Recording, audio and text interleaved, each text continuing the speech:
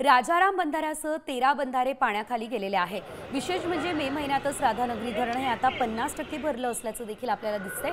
आजही कोल्हापुरात मुसळधार ते अतिमुसळधार पावसाची शक्यता आहे, त्यामुळे पूरस्थिती निर्माण होण्याची भीती सध्या तरी व्यक्त केली जाते। तर पंचगंगेच्या तीरावर आमचे प्रतिनिधी रणजित माजगावकर हे उपस्थित आहेत। त्यांच्याकडून आपण त्या ठिकाणची परिस्थिती जाणून घेऊयात। रणजित, आपण बघतोय 13 बंधारे तब्बल पाण्याखाली गेलेले आहे। पंचगंगा सुद्धा या ठिकाणी आता ओसंडून वाहताना दिसते। सध्याची काय परिस्थिती आहे?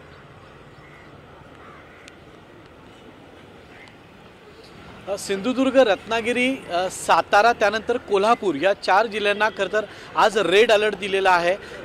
त्या पार्श्वभूमीवर आपण बघू शकतो की सर्वत्रच मुसळधार पाऊस पडतोय।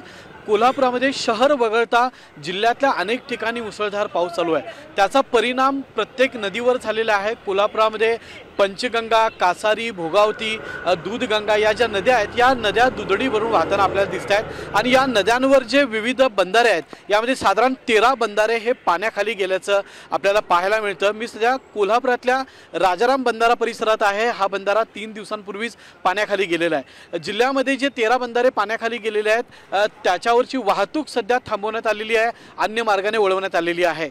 कोल्हापूरच्या या राजाराम बंधाऱ्याची पंचगंगेची सध्याची पातळी ही 19 फुटांवर आहे। दिवसेंदिवस आता पाण्याचा प्रवाह यामधून वाढताना आपल्याला पाहायला मिळतो। कोल्हापूर जिल्ह्यामध्ये वेगवेगळे जे तालुके आहेत या तालुक्यांमध्ये तसंच धरण क्षेत्रामध्ये मोठ्या प्रमाणामध्ये पाऊस पडतोय, त्यामुळे राधानगरी धरण क्षेत्र जे आहे यामध्ये 50% पाण्याचा साठा आपल्याला झाल्याचं पाहायला मिळतं। साधारण 1.5 महिन्यानंतर जे धरण भरतं ते केवळ 3 ते 4 दिवसाच्या पावसांमध्येच भरलेलं आहे। त्यामुळे कोल्हापूरकरांची पाण्याची चिंता मिटलेली आहे। मात्र असाच पाऊस जर पडत राहिला तर मात्र जूनच्या 15 दिवस अगोदरच धरण पूर्णपणे भरण्याची शक्यता आहे।